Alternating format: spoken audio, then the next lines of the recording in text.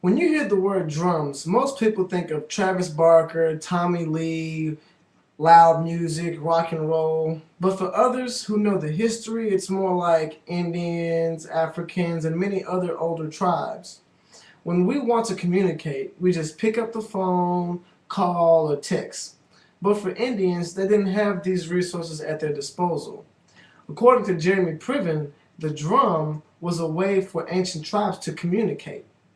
I grew up playing drums in church, and whenever I couldn't get the director's attention, I would hit some random tom or piece to let him know, hey, look over here, I need to tell you something. But the Indians had a more organized way of doing this. They used certain rhythms and patterns that would send a certain message to telling other tribes from around the way, or, a war was coming. I will be going over the drum and how it has played a huge role in history and evolved tremendously to what it is today. According to BioWaves, the drum was used in Native America ceremonies and culture. It has become the icon of their people. Back then, a drum was made up of rawhide and wood, and and that's it, and string. But today, it has evolved to something like this. This is a modern snare drum. Instead of rawhide, you have a plastic ambassador coated drum head.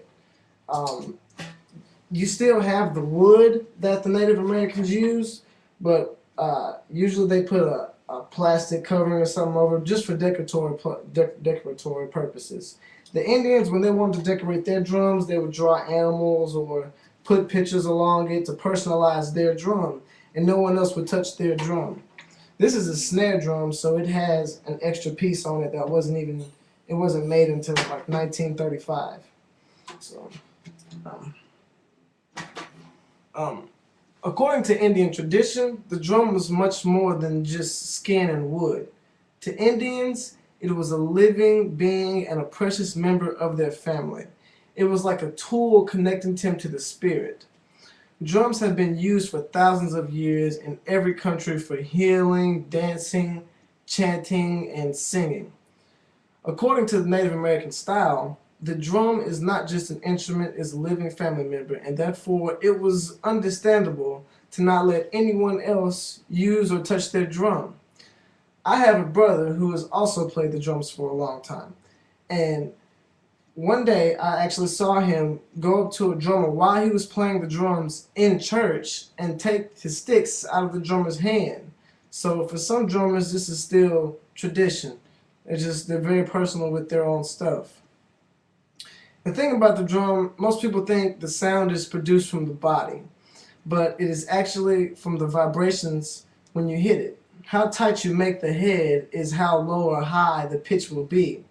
And the Indians, they use strings to tune their heads to make them either, really tight or really loose. The modern drummer, he uses screws or a drum key, which makes the head tight and balanced, and the way they get a good, clean, even sound. But a lot has changed since the Native Americans ruled the North Americas.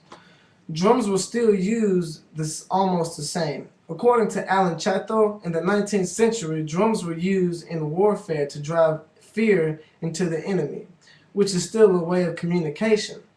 Later on, it was used for a more musical sense, and in 1935, the first drum kit was used by Foy Mark in the Empress Ballroom in Louisiana.